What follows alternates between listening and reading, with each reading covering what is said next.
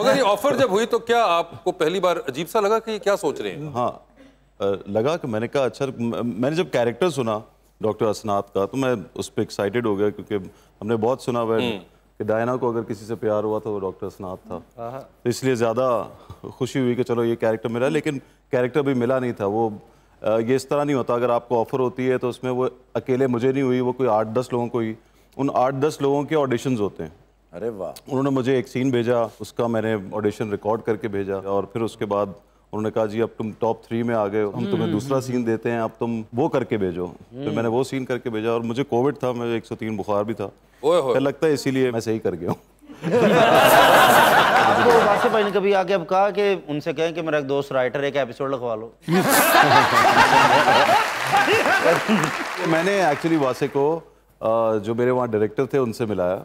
उन्होंने मुझे, जब मैं अब मिला प्रीमियर पे, तो उन्होंने पूछा यार वो बंदा बहुत इंटेलिजेंट था जो साथ बैठा था, जो तुम्हारा जो राइटर है